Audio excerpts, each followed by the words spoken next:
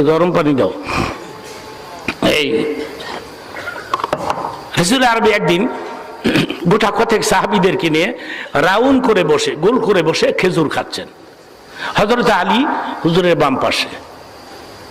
খেজুর নবী খায় ঠিকই, কিন্তু খেজুরের বিচি আছে না, কি বলে এই দেশে, খেজুরের দানা বিচি আছে না, এইটা নবী আলীর সামনে জমা করে। নিজের সামনে না, আলীর সামনে।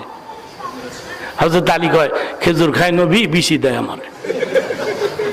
বুঝছি এগুলি বোধহয় আমাকে ক্লিন করতে হবে, সাফ করতে হবে।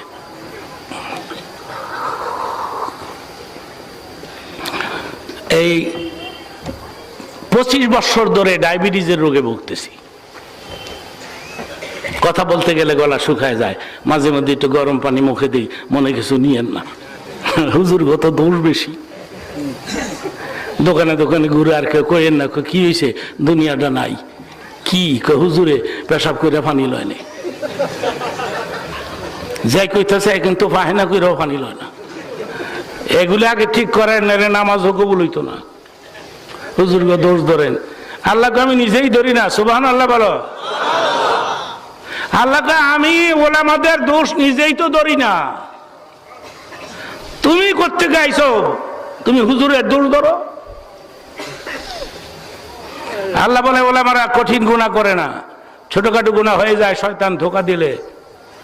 হাসরের ময়দানে আমি কি করব শোনো, ইন্নাল্লাহা ইউবাদদিলুল্লাহ সাইয়্যাতিন হাসানা।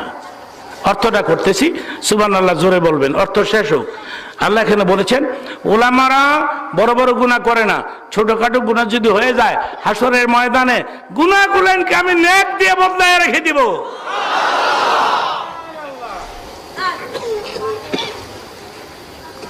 যুবক বাবারা, হুজুরদের দোষ দিও না, হুজুরদেরকে রেসপেক্ট করবা, সম্মান করবা, হুজুরদের সঙ্গে মুসাফা করবা, দোয়া নিবা, মুসাফার সময় কিছু হাদিয়া দিবা। খালি মাগনা মাগনা মুসাফা করে দইরে আবার জাতা দেয়, জাতা দেশ 20টা টাকা দিয়া জাতা দেয়। আমি বুঝি না, আরে কোথায় টাকা দিতে হবে এটাও তো দেখেন না। আমি তো 4-5 মিনিট সময় দিব যে মাদ্রাসায় কিছু পয়সা দেন আমার হাতে, তখন দেখবেন মানুষগুলো হুর হুর। যুক্তিবাদীর ওয়াজ শেষ, সে আর মুনাজাতও দিবে না, মুনাজাতও দিবে না। তুমি টাকা না দাও, মুনাজাত না দিয়ে এখানে যাবে, ঠিক কিনা?